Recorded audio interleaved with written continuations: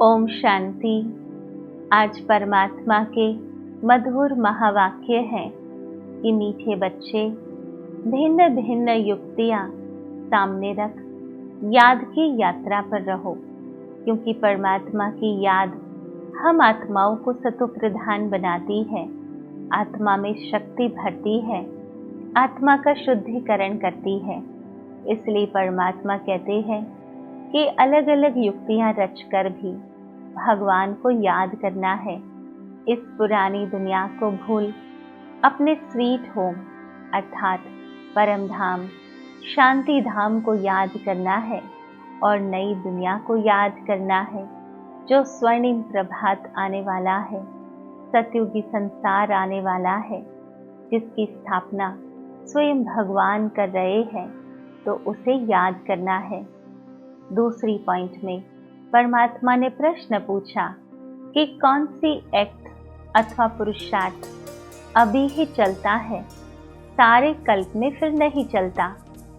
तो परमात्मा ने समझाया, याद की यात्रा में रहा, आत्मा को पावन बनाने का पुरुषार्थ।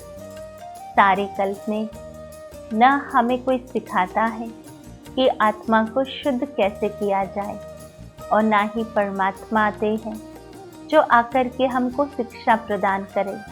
केवल अभी पुरुषोत्तम संगम युग पर परमात्मा आते हैं और हम बच्चों को पावन बनने की युक्तियां बताते हैं, पुरुषार्थ कराते हैं। तो केवल वर्तमान समय ही आत्मा की उन्नति या आत्मा की चढ़ती कला होती है। सारी दुनिया को पतित से पावन बनने की एक्ट सारे कल्प में सिर्फ इसी संगम समय पर ही चलती है। यह एक्ट हर कल्प रिपीट होती है।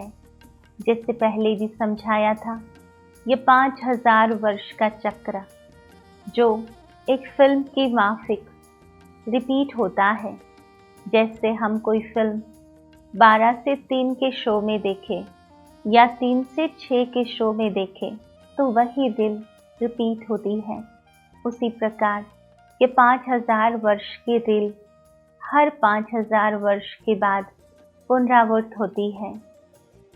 हम बच्चे इस अनादि अविनाशी ड्रामा के वंडरफुल राज को समझते हैं, वह भी अभी समझते हैं। सारे कल्प में तो नहीं समझ पाए, क्योंकि समझाने वाला भी तो नहीं था। तो अभी हमें संसार के आदि मध्य अंत का भी ज्ञान प्राप्त होता है, परमात्मा का भी ज्ञान प्राप्त होता है, और स्वयं की आत्मा के शुद्धिकरण का भी ज्ञान अभी ही प्राप्त होता है।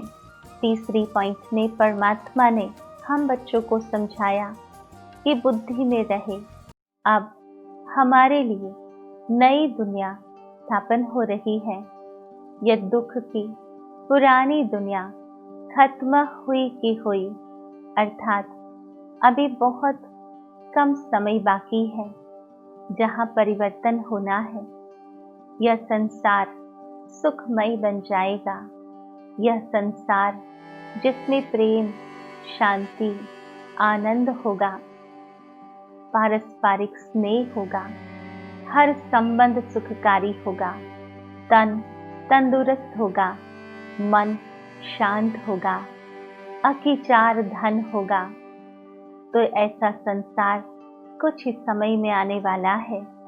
इसलिए इस पुरानी दुनिया की जो दुखदाई बातें हैं, उसे भूलकर हमें यह श्रेष्ठ बातों का सिमरन करना है।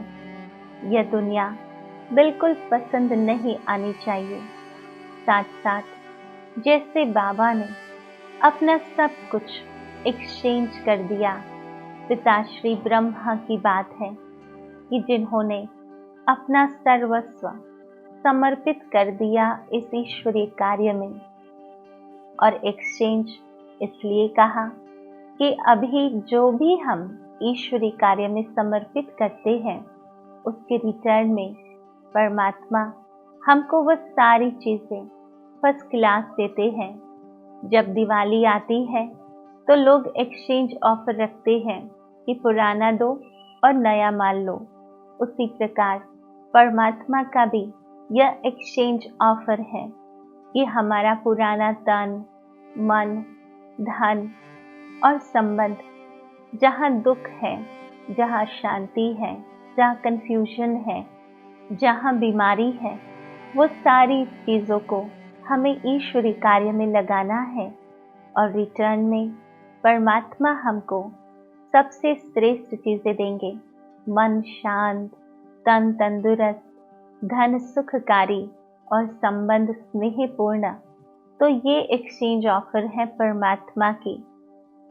बुद्धि और कहाँ भी नहीं भटकानी है, ऐसे फॉलो फादर करना है, अर्थात पिता श्री ब्रह्मा को हमें अनुसरण करना है।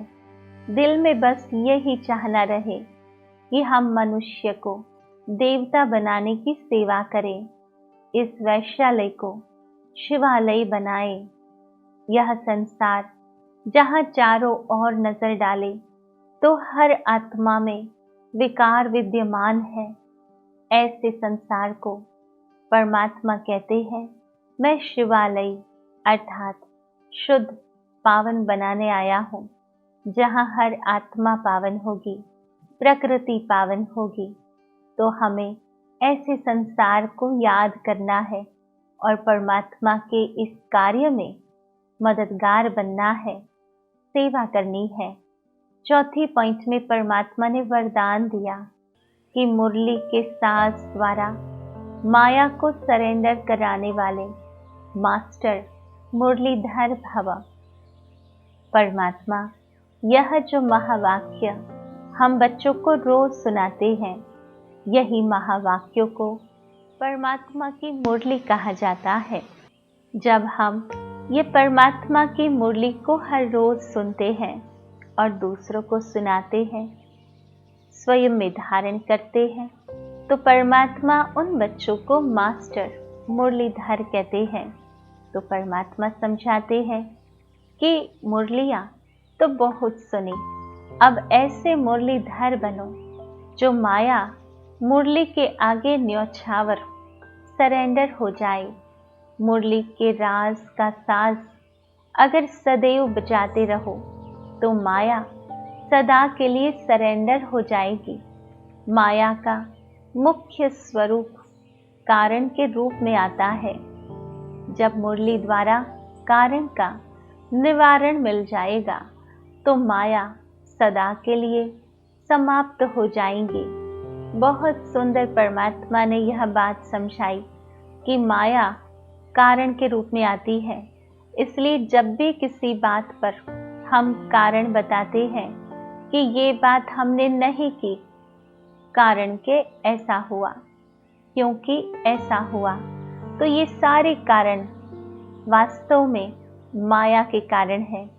और मुरली जिसमें परमात्मा हर कारण का निवारण देते हैं, तो जब मुरली सुनते रहेंगे, निवारण मिलता रहेगा, तो माया स्वतः ही चली जाएंगी।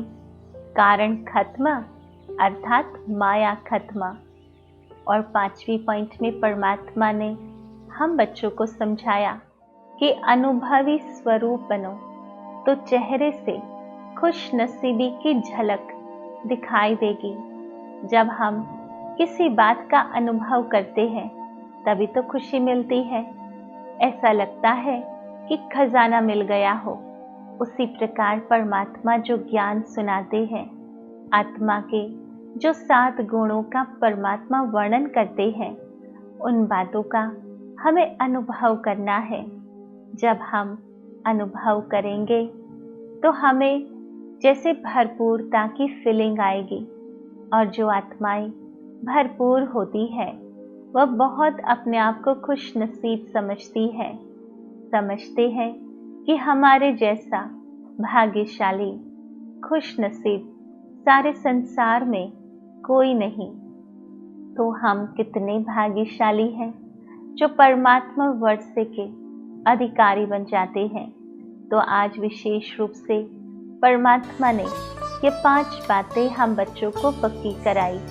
परमात्मा ने समझाया सर्वप्रथम कि हमें याद की यात्रा में रहने की विभिन्न युक्तियां रचनी है, क्योंकि याद की यात्रा से ही आत्मा पावन बनेगी। इस पुरानी दुनिया को भूल अपने स्वीट होम और नई दुनिया को याद करना है। दूसरी पॉइंट में परमात्मा ने कहा कि कौन सी एक्ट अथवा पुरुषार्थ अभी ही चलता है जो सारे कल्प में नहीं चलता। तो परमात्मा ने समझाया कि याद की यात्रा में रहा आत्मा को पावन बनाने का पुरुषार्थ, सारी दुनिया को पतित से पावन बनाने की एक्ट सारे कल्प में सिर्फ इसी संगम युग पर चलती है। यह एक्ट हर कल्प रिपीट होती है। तो हम बच्चों को यह जो आदि मध्य अंत का ज्ञान प्राप्त हुआ वह केवल इस संगम पर प्राप्त होता है। तीसरी पॉइंट में परमात्मा ने पुरुषार्थ के लिए समझाया कि बुद्धि में रहे कि अब हमारे लिए नई दुनिया स्थापन हो रही है। यह दुख की पुरानी दुनिया खत्म हुई की हुई, यह दुनिया बिल्कुल पसंद नहीं आनी चाहिए। साथ साथ जैसे बाबा ने अपना सब कुछ एक्सचेंज कर दिया तो बुद्धि कहाँ भी नहीं जाती, क्योंकि जो था वो तो ईश्वर अर्थ समर्पित कर दिया। ऐसे फॉलो फादर करना है। दिल में बस यही चाहना रहे कि हम मनुष्य को देवता बनाने की सेवा करें, इस वैश्यालय को शिवालय बनाएं। और चौथी पॉइंट में परमात्मा ने वरदान दिया कि मुरली के साथ द्वारा माया को सरेंडर कराने वाले मास्टर मुरलीधर भव। और पांचवी पॉइंट में परमात्मा ने हम बच्चों को समझाया कि अनुभवी स्वरूप बने तो चेहरे से खुशनसीबी की झलक दिखाई देगी। तो आओ चलते हैं अनुभूति की ओर। ओम शांति।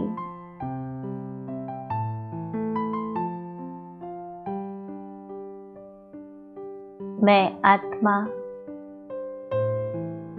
परमात्मा कार्य में मददगार हूँ।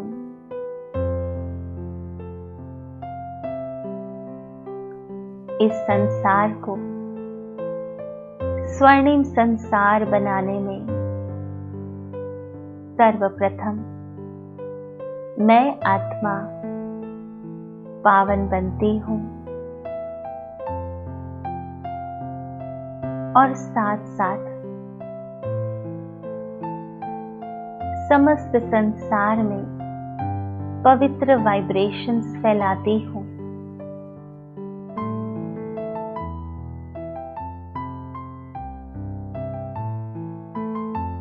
इस पुरुषोत्तम कल्याणकारी संगम युग में हमें यह ज्ञात हुआ कि अब यह सृष्टि चक्र अपनी समाप्ति की ओर आगे बढ़ रहा है। हमें अब अपने मीठे वतन जाना है, परम धाम, शांति धाम, जो सूर्य चांद सिताराओं से भी पार लोक है, लाल सुनहरी प्रकाश का धाम। फिर वहां से सत्युगी संसार में पावन दुनिया में आना है।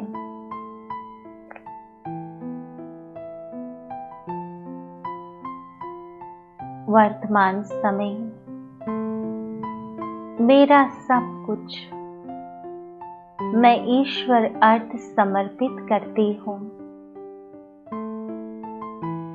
मेरा यह तन, मन, धन और जन अर्थात मेरे संबंध संपर्क, वह सब ईश्वरीय कार्य में समर्पित है। जिस प्रकार परमात्मा श्रीमत देते हैं, डायरेक्शन देते हैं, उसी अनुसार इसे चलाना है। परमात्मा को समर्पित करने के बाद परमात्मा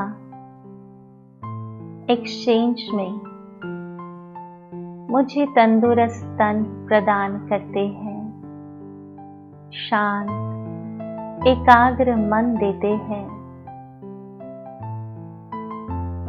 अकेचार धन और सुखकारी संबंध मिलते हैं। मैं आत्मा खुश नसीब हूँ, भाग्यशाली हूँ।